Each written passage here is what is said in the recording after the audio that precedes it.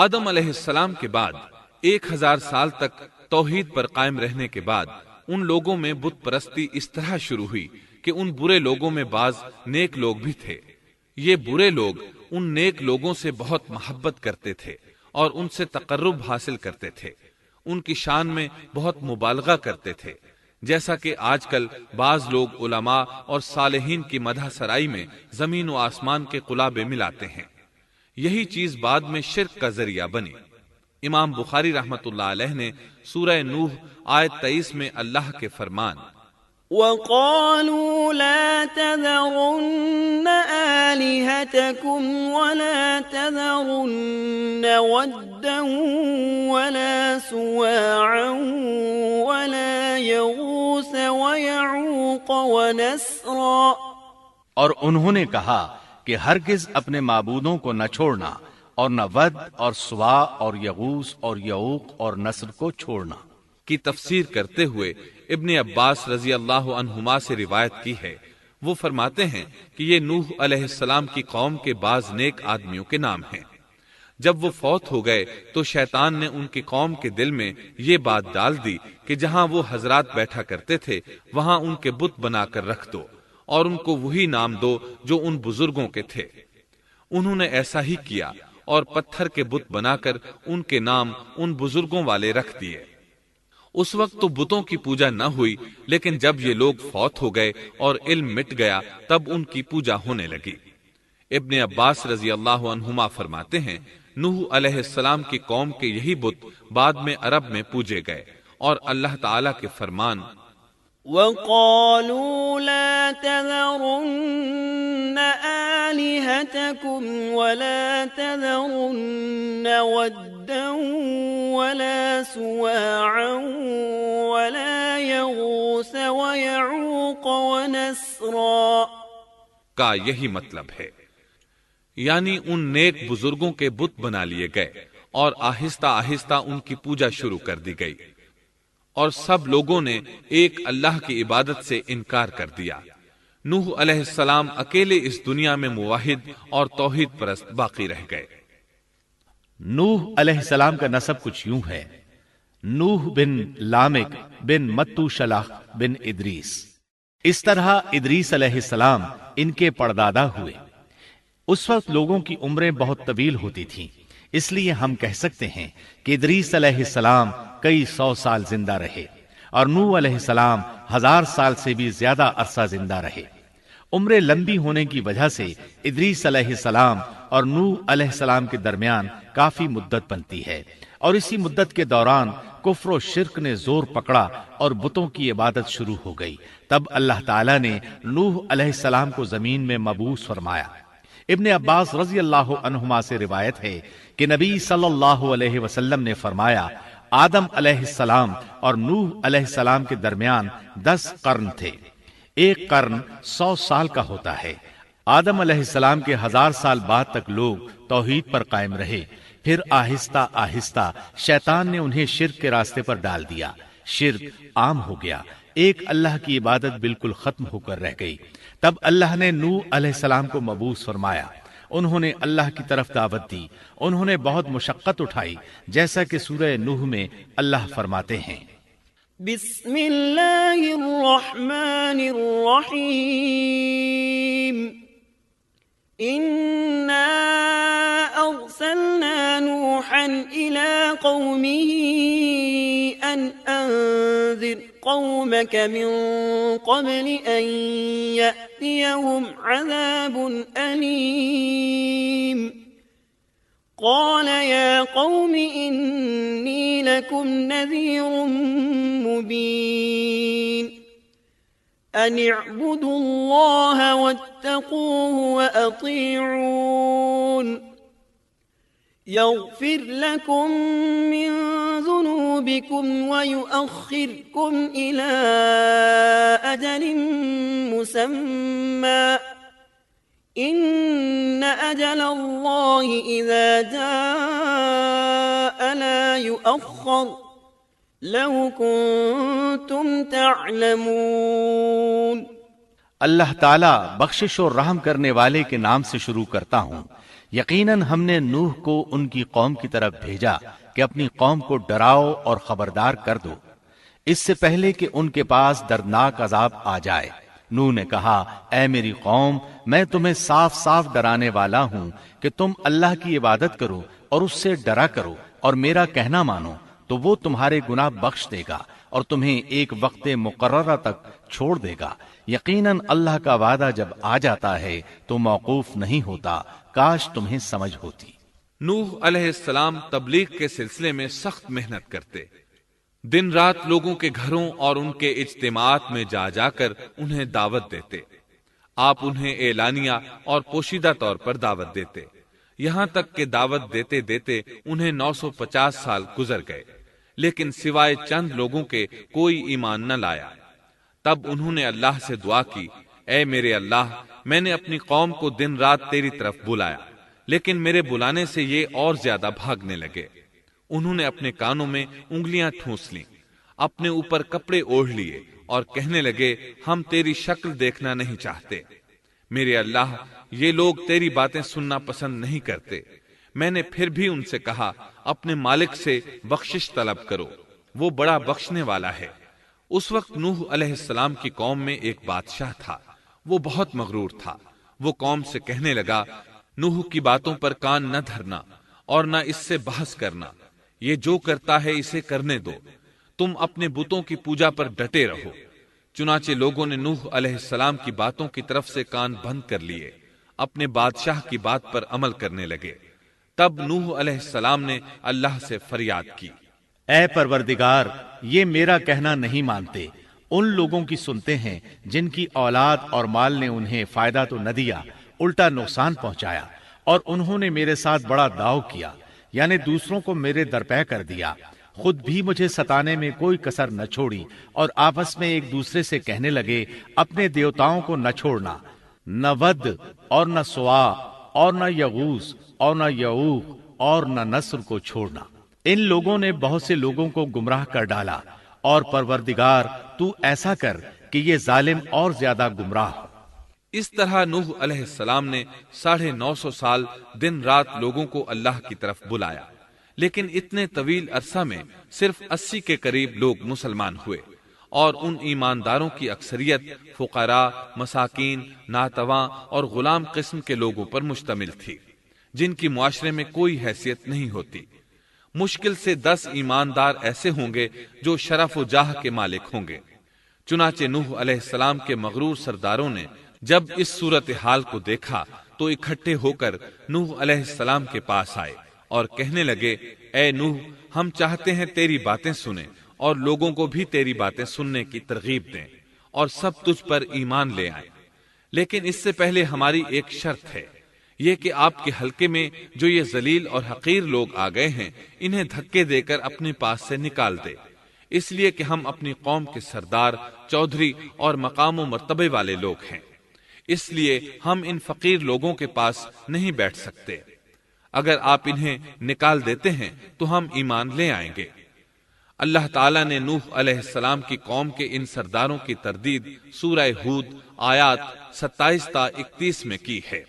اللہ تعالیٰ فرماتے ہیں، فقال الملأ الذين كفروا من قومه ما نراك إلا بشرا مثلنا وما نراك اتبعك إلا الذين هم أراذلنا بادي الرأي وما نرى لكم علينا من فضل بل نظنكم كاذبين قال يا قوم أرأيتم إن كنت على بينة من ربي وآتاني رحمة من عنده فعميت عليكم أنلزمكموها وأنتم لها كارهون۔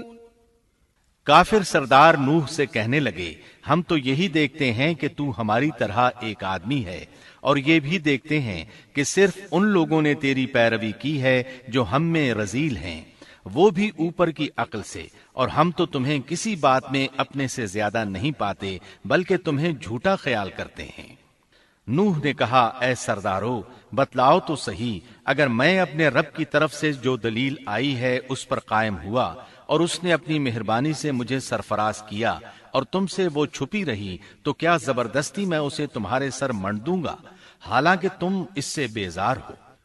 وَيَا قَوْمِ لَا أَسْأَلُكُمْ عَلَيْهِ مَالًا إِنْ أَجْرِيَ إِلَّا عَلَى اللَّهِ وَمَا أَنَا بِطَارِدِ الَّذِينَ آمَنُوا إِنَّهُمْ مُلَاقُو رَبِّهِمْ وَلَكِنِّي أَرَاكُمْ قَوْمًا تَجْهَلُونَ وَيَا قَوْمِ مَنْ يَنصُرُنِي مِنَ اللَّهِ إِن طَرَدتُّهُمْ أَفَلَا تَذَكَّرُونَ وَلَا أَقُولُ لَكُمْ عِندِي خَزَائِنُ اللَّهِ وَلَا أَعْلَمُ الْغَيْبَ وَلَا أَقُولُ لَكُمْ إِنِّي مَلَكٌ وَلَا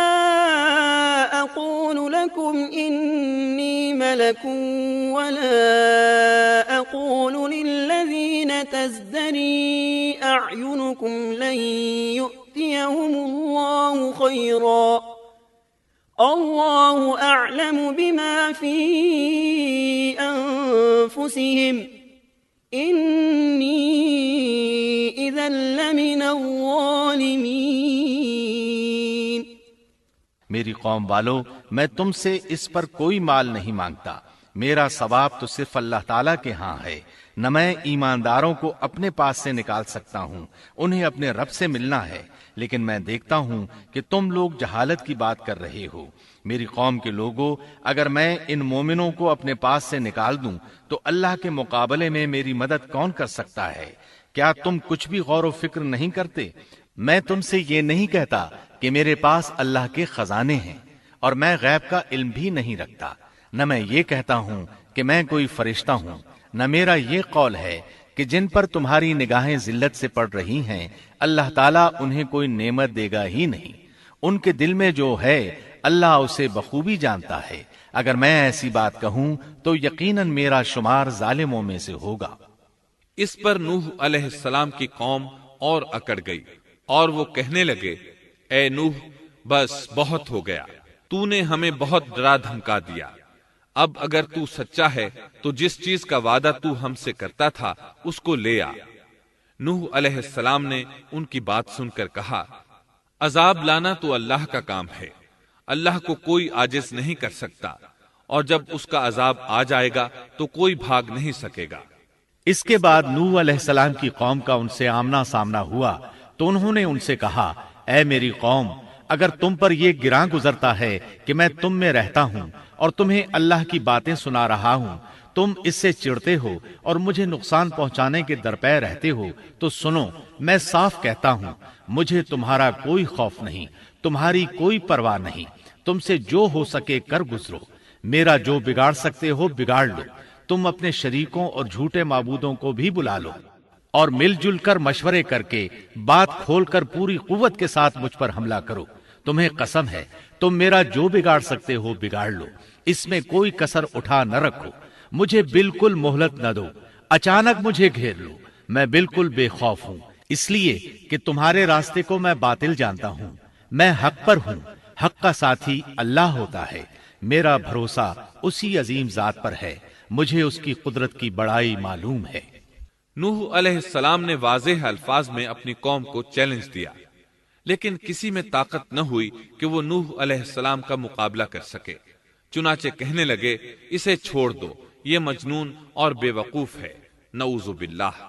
بہرحال معاملہ اسی طرز پر چلتا رہا، یہاں تک کہ سال ہر سال گزر گئے، لیکن کوئی مسلمان نہ ہوا۔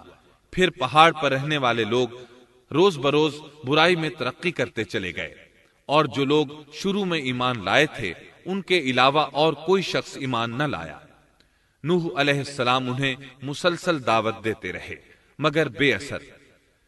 یہاں تک کہ اللہ تعالیٰ نے نوح علیہ السلام کی طرف وحی کی کہ اب کوئی شخص ایمان نہیں لائے گا۔ اللہ تعالیٰ سورہ ہود میں فرماتے ہیں وَأُوحِيَ إِلَى نُوحٍ أَنَّهُ لَن يُؤْمِنَ مِن قَوْمِكَ إِلَّا مَن قَدْ آمَنَ فَلَا تَبْتَئِسْ بِمَا كَانُوا يَفْعَلُونَ۔ نوح کی طرف وحی کی گئی کہ آپ کی قوم میں سے جو ایمان لا چکے ہیں ان کے سوا اور کوئی اب ایمان نہیں لائے گا، پس آپ ان کے کاموں پر غمگین نہ ہوں۔ مطلب یہ تھا کہ آپ غم نہ کریں، اللہ کا حکم اب پورا ہونے والا ہے۔ غور فرمائیں، نوح علیہ السلام کے جذبے کو دیکھیے، مسلسل 950 سال تک دعوت دیتے رہے، لوگ انہیں جھٹلاتے رہے، لیکن پھر بھی ان سے نا امید نہ ہوئے۔ اب جب کہ اللہ کی طرف سے وحی آ گئی کہ ان میں سے اور کوئی ایمان نہیں لائے گا اور کسی میں طاقت نہیں کہ انہیں ہدایت عطا فرمائے، تو نوح علیہ السلام نا امید ہو گئے اور انہوں نے اپنی قوم پر بد دعا کی۔ اس کا ذکر اللہ تعالیٰ نے سورہ نوح آیات 26 تا 28 میں کیا ہے۔ وقال نوح رب لا تذر على الأرض من الكافرين ديارا إنك إن تذرهم يضلوا عبادك ولا يلدوا إلا فاجرا كفارا رب اغفر لي ولوالدي ولمن دخل بيتي مؤمنا وللمؤمنين والمؤمنات ولا تزد الظالمين إلا تبارا۔ نوح نے کہا، اے میرے پروردگار، تو روئے زمین پر کسی کافر کو رہنے سہنے والا نہ چھوڑ، اگر تو انہیں چھوڑے گا تو یہ یقیناً تیرے اور بندوں کو بھی گمراہ کر دیں گے، اور ان کے ہاں جو اولاد ہوگی وہ بھی بدکار ناشکرے ہوں گے۔ اے میرے پروردگار، تو مجھے اور میرے ماں باپ کو اور جو بھی ایماندار ہو کر میرے گھر آئے اور تمام مومن مردوں اور عورتوں کو بخش دے، اور کافروں کو سوائے ہلاکت کے اور کچھ نہ دے۔ اللہ تعالیٰ فرماتے ہیں کہ جب نوح علیہ السلام نے ہمیں مدد کے لیے پکارا تو پھر ہم نے اس کی مدد کی اور اسے ایک بڑی کشتی بنانے کی وحی کی، لیکن نوح علیہ السلام نہیں جانتے تھے کہ وہ اتنی بڑی کشتی کیسے بنائیں، اور نہ ہی وہ بڑھئی تھے کہ اس کام سے واقف ہوتے۔ اس لیے اللہ تعالیٰ نے ان کی طرف یہ وحی کی کہ ہماری آنکھوں کے سامنے اور ہماری وحی کے مطابق ایک کشتی تیار کرو۔ اللہ نے وحی کے ذریعے ان کی رہنمائی کی کہ وہ اس طرح کریں، اور مزید تعلیم کے لیے جبرائیل علیہ السلام کو بھیج دیا۔ وہ انہیں بتلاتے گئے کہ اس طرح کشتی تیار کرو۔ نوح علیہ السلام ایک پہاڑ پر رہتے تھے، ان کے ارد گرد درخت نہیں تھے، نہ پانی تھا، چنانچہ انہوں نے بہت سے درخت اگائے، پھر ان کو کاٹا اور پہاڑ پر بیٹھ کر کشتی تیار کرتے رہے۔ آپ بڑے بڑے تختے بناتے اور لوہا لاتے اور ان سے کیل تیار کرتے، پھر ان کیلوں کو تختوں میں ٹھوکتے، آپس میں ان تختوں کو ملاتے، یہاں تک کہ ایک بہت بڑی مضبوط اور دیو ہیکل کشتی تیار ہو گئی۔ ایک روایت کے مطابق نوح علیہ السلام نے اس کو 100 سال میں تیار کیا۔ یہ تھی وہ کشتی جسے نوح علیہ السلام نے اللہ کی ہدایت کے مطابق تیار کیا تھا۔ سورۃ القمر آیت 13 میں ارشاد ہوتا ہے، وَحَمَلْنَاهُ عَلَى ذَاتِ أَلْوَاحٍ وَدُسُرٍ، اور ہم نے نوح کو اس کشتی میں سوار کیا جو تختوں اور کیلوں سے بنی ہوئی تھی۔ نوح علیہ السلام نے دعوت کا کام چھوڑ دیا اور کشتی بنانے لگے۔ وہ لوگ جب انہیں کشتی بناتے دیکھتے تو ان کا مذاق اڑاتے، کہتے، نوح پہلے تو نبی تھا، اب بڑھئی بن گیا۔ مزید کہتے، یہ کیسا مجنون ہے کہ پہاڑ پر کشتی بنا رہا ہے، تعجب ہے اس پر۔ اللہ نے ان کافروں کے مذاق کا ذکر سورہ ہود آیات 38 اور 39 میں کیا ہے۔ وَيَصْنَعُ الْفُلْكَ وَكُلَّمَا مَرَّ عَلَيْهِ مَلَأٌ مِّن قَوْمِهِ سَخِرُوا مِنْهُ قَالَ إِن تَسْخَرُوا مِنَّا فَإِنَّا نَسْخَرُ مِنكُمْ كَمَا تَسْخَرُونَ فسوف تعلمون من يأتيه عذاب يخزيه ويحل عليه عذاب مقيم۔ نوح کشتی بنانے لگے، اس کی قوم کی جو جماعت اس کے پاس سے گزرتی وہ اس کا مذاق اڑاتی۔ وہ کہتے اگر تم ہمارا مذاق اڑاتے ہو تو ہم بھی تم پر ایک دن ہنسیں گے جیسے تم مسخرہ پن کر رہے ہو۔ تمہیں بہت جلد معلوم ہو جائے گا کہ کس پر عذاب آتا ہے جو اسے رسوا کرے اور اس پر ہمیشہ کا عذاب اتر آئے۔ اس کشتی کا حلیہ ابن عباس رضی اللہ عنہما سے ایک روایت میں یوں آیا ہے۔ وہ بیان کرتے ہیں کہ نوح علیہ السلام نے پہاڑ پر ایک کشتی تیار کی اور اسے تارکول سے لت پت کیا۔ اسی وقت سے تارکول کا ظہور ہوا۔ اس کشتی کا طول 300 گز، اونچائی 30 گز اور عرض 50 گز تھا۔ ایک اندازے کے مطابق اس کا طول 1 کلومیٹر سے زیادہ تھا اور اس کی بلندی اور گہرائی کے بارے میں کہا گیا ہے کہ 30 ہاتھ تھی، اور یہ کشتی عام کشتیوں کی طرح اوپر سے کھلی ہوئی نہیں تھی، بلکہ جس طرح اس کو نیچے سے بند کیا گیا تھا اسی طرح اوپر سے بھی بند کیا گیا تھا، تاکہ اوپر سے جو بارش برسے وہ انہیں نقصان نہ دے، اور جس طرح نیچے والے غرق ہونے سے محفوظ رہیں اسی طرح اوپر والے بھی محفوظ رہیں۔ گویا وہ ایک گیند کی مانند تھی۔ اس میں الگ الگ 3 درجے بنائے گئے تھے، ہر درجے میں ایک دروازہ تھا، اور یہ 3 دروازے اس طرح تھے کہ ہر دروازے کے اوپر ایک دروازہ تھا۔ یہ اس کشتی کا حلیہ تھا جس کے راوی ابن عباس رضی اللہ عنہما ہیں۔ یہ کشتی آج بھی موجود ہے۔ اللہ تعالیٰ نے اس کشتی کو بطور عبرت اور نشانی کے باقی رکھا ہے، جیسا کہ اللہ تعالیٰ فرماتے ہیں وَلَقَدْ تَرَكْنَاهَا آيَةً فَهَلْ مِن مُدَّكِرٍ، اور بے شک ہم نے اس واقعے کو نشانی بنا کر باقی رکھا، پس ہے کوئی نصیحت حاصل کرنے والا۔ اس صدی میں علماء کے ایک گروہ نے اس کشتی کو ترکی کے ایک پہاڑ پر پا لیا ہے۔ اب وہ 2 ٹکڑوں میں تقسیم ہو چکی ہے۔ اس کا حلیہ وہی تھا جو بیان ہوا۔ اللہ کا فرمان سچا ثابت ہو گیا کہ ہم نے اس کو نشانی بنا کر باقی رکھا ہے۔ اس کے بعد طوفان آیا۔ اللہ تعالیٰ نے نوح علیہ السلام کو اس طوفان کے ظہور کی ایک نشانی اور علامت بتلائی تھی۔ نوح علیہ السلام کے گھر میں ایک تنور تھا۔ اللہ نے فرمایا جب یہ تنور جوش مارنے لگے اور پانی اس سے ابلنے لگے تو سمجھ لینا اللہ کا وعدہ آ گیا۔ چنانچہ اس وقت مومنوں کو اور اپنے اہل و عیال کو اور زمین پر بسنے والے تمام جانوروں کا جوڑا جوڑا اس کشتی میں سوار کر لینا۔ تنور سے کیا مراد ہے، اس کے متعلق مفسرین میں اختلاف ہے۔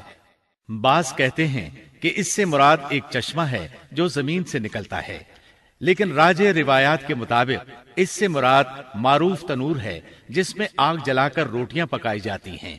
یہ تنور نوح علیہ السلام کے گھر میں تھا، اور اسی کو اللہ نے طوفان کے آنے کی علامت بتایا اور فرمایا کہ جب یہ پھوٹ پڑے اس وقت ہر چیز کا جوڑا جوڑا کشتی پر سوار کر لینا۔ اللہ تعالیٰ سورہ ہود آیت 40 میں فرماتے ہیں حَتَّى إِذَا جَاءَ أَمْرُنَا وَفَارَتِ النُّورُ قُلْ نَحْمِلْ فِيهَا مِن كُلٍّ زَوْجَيْنِ اثْنَيْنِ وَأَهْلَكَ إِلَّا مَن سَبَقَ عَلَيْهِ الْقَوْلُ وَمَا آمَنَ مَعَهُ إِلَّا قَلِيلٌ۔ یہاں تک کہ جب ہمارا حکم آ پہنچا اور تنور ابلنے لگا، ہم نے کہا اس کشتی میں ہر قسم کے جوڑے دوہرے سوار کر لے، اور اپنے گھر کے لوگوں کو بھی سوائے ان کے جن پر پہلے سے بات پڑ چکی ہے، اور سب ایمان والوں کو بھی۔ اس کے ساتھ ایمان لانے والے بہت ہی کم تھے۔ کشتی میں سوار ہونے والوں کی تعداد 80 بتائی جاتی ہے۔ چنانچہ جب تنور جوش مارنے لگا تو نوح علیہ السلام کشتی میں سوار ہو گئے۔ کشتی ان کی بستی میں لوگوں سے دور پہاڑ پر تھی۔ اللہ کی قدرت کہ تمام قسم کے جانور بھی کشتی کے پاس آ گئے، نوح علیہ السلام نے انہیں بھی سوار کر لیا۔ اللہ تعالیٰ سورۃ القمر آیات 11 اور 12 میں فرماتے ہیں، ففتحنا أبواب السماء بماء منهمر وفجرنا الأرض عيونا فالتقى الماء على أمر قد قدر۔ پس ہم نے آسمان کے دروازوں کو زور کی بارش سے کھول دیا اور زمین کے چشموں کو جاری کر دیا، پس اس کام پر جو پانی مقرر کیا گیا تھا خوب جمع ہو گیا۔ آسمان سے نازل ہونے والا اور زمین سے نکلنے والا پانی کتنا تھا، اس کا اندازہ اللہ ہی کو ہے۔ بہرحال اس پانی نے زمین پر رہنے والے انسان، چوپائے، حیوانات، غرض ہر چیز کو غرق کر دیا۔ اس بارے میں اللہ فرماتے ہیں، نوح نے اپنی قوم سے تنگ آ کر ہمارے حضور دعا کی، ہم تو ہیں ہی بہترین طور پر دعاؤں کے قبول کرنے والے۔ فوراً ان کی دعا قبول کر لی اور اس تکلیف اور ایذا سے انہیں بچا لیا جو انہیں کفار سے روزمرہ پہنچ رہی تھی، اور ان کی اولاد کو ہم نے باقی رہنے والی بنا دیا، یعنی انہی کی اولاد سے پھر سے دنیا آباد ہوئی، کیونکہ صرف وہی لوگ بچے تھے جو کشتی پر سوار تھے، اور ہم نے ان کا ذکر خیر پچھلوں میں باقی رکھا۔ نوح علیہ السلام پر تمام جہانوں میں سلام ہو۔ ہم نیکی کرنے والوں کو اسی طرح بدلے دیتے ہیں، وہ ہمارے ایماندار بندوں میں سے تھا، پھر ہم نے باقی سب کو غرق کر دیا۔ اللہ مزید فرماتے ہیں، جب پانی میں طغیانی آ گئی تو اس وقت ہم نے تمہیں کشتی میں چڑھا لیا تاکہ اس کو تمہارے لیے نصیحت اور یادگار بنا دیں، تاکہ یاد رکھنے والے کان اس کو یاد رکھیں۔ یعنی پانی اتنا زیادہ ہو گیا کہ اس سے تمام شہر، بستیاں، انسان اور جانور غرق ہو گئے، یہاں تک کہ پانی بلند پہاڑوں سے بھی اونچا ہو گیا، اور اتنے بلند پانی پر یہ کشتی نوح علیہ السلام اور ان کے ساتھیوں کو اپنے دامن میں سمیٹے اللہ کے حکم سے اور اس کی حفاظت میں پہاڑ کی طرح رواں دواں تھی، ورنہ اتنے طوفانی پانی میں کشتی کی حیثیت ہی کیا ہوتی ہے۔ نوح علیہ السلام کشتی میں سوار ہوئے اور انہوں نے اپنے ساتھیوں کو حکم دیا کہ وہ یہ دعا پڑھیں، بسم اللہ مجریہا ومرساہا ان ربی لغفور رحیم۔ اللہ ہی کے نام سے اس کشتی کا چلنا اور ٹھہرنا ہے، یقیناً میرا پالنے والا بڑی بخشش اور رحم والا ہے۔ یہی اللہ کا حکم آپ کو تھا کہ جب تم اور تمہارے ساتھی ٹھیک طرح بیٹھ جاؤ تو کہنا، الحمد للہ الذی نجانا من القوم الظالمین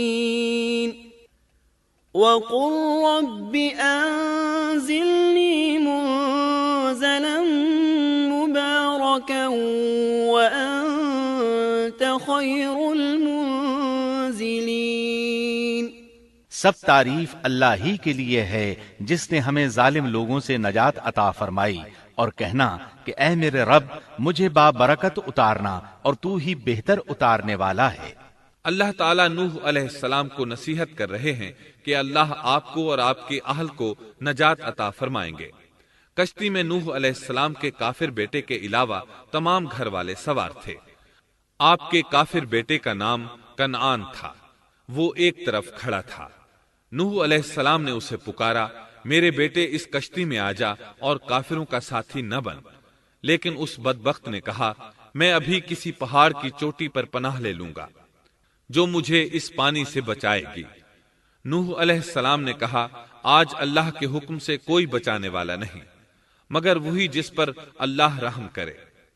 باپ اور بیٹے کے درمیان یہ گفتگو جاری تھی کہ ایک طوفانی موج نے اسے اپنی زد میں لے لیا اور اسے غرق کر دیا۔ نوح علیہ السلام سے اللہ نے وعدہ کر رکھا تھا کہ اللہ تعالیٰ اس کے اہل کو نجات عطا فرمائے گا۔ چنانچہ جب آپ کی آنکھوں کے سامنے آپ کا بیٹا غرق ہو گیا تو وہ پکار اٹھے، اے اللہ، میرا بیٹا میرے گھر والوں میں سے تھا اور تو نے مجھ سے وعدہ کیا تھا کہ میرے گھر والوں کو نجات عطا فرمائے گا، اور تو تمام حاکموں سے بہتر حاکم ہے، لہذا ناممکن ہے کہ تیرا وعدہ پورا نہ ہو۔ واضح ہو کہ نوح علیہ السلام کا اپنے بیٹے کے بارے میں بات کرنا بطور استفسار تھا، بطور بحث نہیں تھا۔ آپ وضاحت چاہتے تھے۔ اللہ تعالیٰ نے فرمایا، اے نوح، وہ تیرے اہل سے نہیں تھا کیونکہ وہ کافر تھا۔ کفر نسب کو ختم کر دیتا ہے۔ ایک مومن کا دوسرے مومن سے تعلق ایک مسلمان بھائی کے کافر بھائی سے تعلق سے زیادہ بڑا ہے، اور حقیقی اخوت وہ ہے جس کی بنیاد ایمان پر ہو۔ کفر تو نسبی تعلق کو کاٹ دیتا ہے، اس لیے اللہ نے یہ نہیں فرمایا کہ وہ کافر ہے، بلکہ یہ فرمایا کہ وہ تیرے اہل سے نہیں ہے۔ ہمارے لیے بھی یہی حکم ہے، کسی مومن کا کافر کے ساتھ رشتہ نہیں ہو سکتا۔ اس کے ساتھ اللہ نے نوح علیہ السلام کو نصیحت فرمائی کہ آپ ہرگز وہ چیز نہ مانگیں جس کا آپ کو مطلقاً علم ہی نہ ہو، اور ہم آپ کو نصیحت کرتے ہیں کہ جاہلوں میں اپنا شمار کرانے سے باز رہیں۔ جب نوح علیہ السلام یہ بات جان گئے کہ ان کا سوال واقعے کے مطابق نہیں تھا تو فوراً اس سے رجوع کر لیا اور اللہ تعالیٰ سے اس کی رحمت اور مغفرت کے طالب ہوئے۔ اس موقع پر انہوں نے دعا کی، قال رب إني أعوذ بك أن أسألك ما ليس لي به علم وإلا تغفر لي وترحمني أكن من الخاسرين۔ نوح علیہ السلام نے کہا، اے میرے پروردگار، میں تیری ہی پناہ چاہتا ہوں اس بات سے کہ تجھ سے وہ مانگوں جس کا مجھے علم ہی نہ ہو۔ اگر تو مجھے نہ بخشے گا اور تو مجھ پر رحم نہیں کرے گا تو میں خرابی والوں میں ہو جاؤں گا۔ یہ دعا انہوں نے مانگی۔ اپنے بیٹے کے متعلق سوال کے علاوہ نوح علیہ السلام نے اللہ تعالیٰ کی کوئی نافرمانی نہیں کی اور نہ اپنے نفس پر کسی نافرمانی کو شمار کیا۔ کشتی نوح علیہ السلام اور ان کے ساتھیوں کو لیے پانی کی موجوں پر بلند ہو رہی تھی، اور زمین پر موجود ہر چیز، انسان، حیوانات، چوپائے، پرندے غرق ہو چکے تھے۔ ان میں کوئی بھی باقی نہیں بچا تھا۔ اگر کوئی زندہ بچا تھا تو کشتی والے۔ ابن عباس رضی اللہ عنہما سے روایت ہے کہ نوح علیہ السلام اور ان کے ساتھی 6 ماہ کشتی میں رہے، اور بعض روایات میں یہ بھی ہے کہ وہ محرم کی 10 تاریخ کو کشتی سے نیچے اترے۔ آخر اللہ کے حکم سے طوفان رک گیا۔ اللہ نے زمین کو حکم دیا کہ وہ تمام پانی کو نگل جائے۔ زمین نے سارا پانی نگل لیا، زمین خشک ہو گئی۔ اللہ تعالیٰ سورہ ہود آیت 44 میں فرماتے ہیں، وقيل يا أرض ابلعي ماءك ويا سماء أقلعي وغيض الماء وقضي الأمر واستوت على الجودي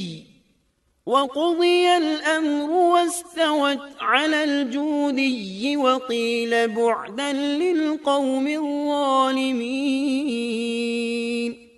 اور فرما دیا گیا کہ اے زمین اپنے پانی کو نگل جا، اور اے آسمان بس کر تھم جا۔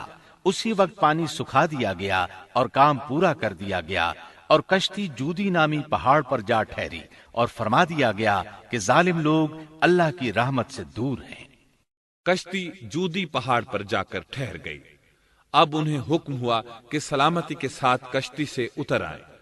آپ پر بھی برکت نازل ہوگی، اور ان قوموں پر بھی جو آئندہ آپ کی نسل سے پیدا ہوں گی، اور آپ کی نسل میں سے کچھ لوگ ایسے بھی ہوں گے جنہیں ہم فائدہ تو ضرور پہنچائیں گے، پھر انہیں ہماری طرف سے دردناک عذاب پہنچے گا۔ بہت سی روایات میں یہ بات مذکور ہے کہ نوح علیہ السلام ایک لمبی مدت یعنی 6 ماہ کشتی میں طوفان تھم جانے کا انتظار کرتے رہے۔ آپ نے طوفان کے حالات معلوم کرنے کے لیے ایک کبوتر بھیجا جو واپس آ گیا۔ اسے پاؤں رکھنے کو جگہ نہ ملی۔ اسے دوبارہ بھیجا گیا تو وہ پھر واپس آ گیا۔ چند دن بعد اسے پھر بھیجا گیا تو وہ اپنی چونچ میں زیتون کی ایک ٹہنی لیے ہوئے تھا۔ اس سے نوح علیہ السلام نے معلوم کر لیا کہ پانی زمین سے کچھ ہی اونچا رہ گیا ہے اور درخت وغیرہ اگ چکے ہیں۔ کچھ دن بعد اسے پھر بھیجا گیا۔ اس مرتبہ وہ واپس لوٹا تو اس کے پاؤں خاک آلود تھے۔ نوح علیہ السلام نے سمجھ لیا کہ طوفان رک گیا اور زمین خشک ہو چکی ہے۔ سیرت کی کتب میں یہ واقعہ موجود ہے۔ اسی کی بنیاد پر سیرت نگاروں کا کہنا ہے کہ کبوتر کا آنا سلامتی کی علامت تھا اور اس کی چونچ میں زیتون کی ٹہنی نوح علیہ السلام کی بادشاہت کی طرف اشارہ تھا۔ اس طرح نوح علیہ السلام زمین پر اتر آئے۔ اس وقت اولاد آدم میں سے کوئی انسان سوائے ان لوگوں کے زندہ نہیں بچا تھا۔ جزیرہ عرب، فلسطین اور ان کے ارد گرد کا علاقہ غرق ہونے سے محفوظ رہا۔ ان کے علاوہ تمام زمین غرق ہوئی تھی۔ سب کے سب طوفان کی نذر ہو گئے۔ صرف نوح علیہ السلام سے اولاد پیدا ہوئی اور زمین میں ان کی اولاد کے علاوہ اور کسی کی نسل باقی نہ رہی۔ اسی وجہ سے نوح علیہ السلام کو آدم ثانی اور ابو البشر ثانی کہا جاتا ہے، کیونکہ تمام کے تمام بشر انہی کی طرف منسوب ہیں۔ سورۃ الصافات آیات 75 تا 77 میں اسی طرف اشارہ ہے۔ وَلَقَدْ نَادَانَا نُوحٌ فَلَنِعْمَ الْمُجِيبُونَ وَنَجَّيْنَاهُ وَأَهْلَهُ مِنَ الْكَرْبِ الْعَظِيمِ وَجَعَلْنَا ذُرِّيَّتَهُ هُمُ الْبَاقِينَ۔ اور ہمیں نوح نے پکارا تو دیکھ لو کہ ہم کیسے اچھے دعا قبول کرنے والے ہیں۔ ہم نے اسے اور اس کے فرمانبرداروں کو اس زبردست مصیبت سے بچا لیا۔ اس کی اولاد ہم نے باقی رہنے والی بنا دی۔ ایک دوسرے مقام پر اللہ تعالیٰ دیگر امم اور رسولوں کے متعلق کلام کرتے ہوئے فرماتے ہیں، اے ان لوگوں کی اولاد جنہیں ہم نے نوح کے ساتھ چڑھا لیا تھا، وہ ہمارا بڑا ہی شکر گزار بندہ تھا۔ نوح علیہ السلام کے 3 بیٹے تھے، سام، حام اور یافس۔ سام کی نسل زیادہ تر سفید رنگت کی تھی اور بہت کم لوگ ان میں سیاہ فام تھے، البتہ کچھ ان میں گندمی تھے۔ حام کی اولاد کی اکثریت سیاہ فام تھی، ان میں بہت کم لوگ سفید رنگ کے تھے، اور یافس کی اولاد سرخی مائل رنگ کی تھی۔ عرب اور بنو اسرائیل سام کی اولاد ہیں، تمام حبش حام کی اولاد ہیں، ترک اور مشرقی ایشیا کے لوگ یافس کی اولاد ہیں۔ طوفان کے بعد نوح علیہ السلام اللہ کے بندوں میں 350 سال تک زندہ رہے، اور وہ اللہ کے قول عبدن شکورن کے مصداق تھے۔ پھر نوح علیہ السلام فوت ہو گئے۔ راجح ترین روایات کے مطابق آپ مکہ میں دفن ہوئے، ایک دوسری روایت کے مطابق آپ لبنان میں دفن ہوئے۔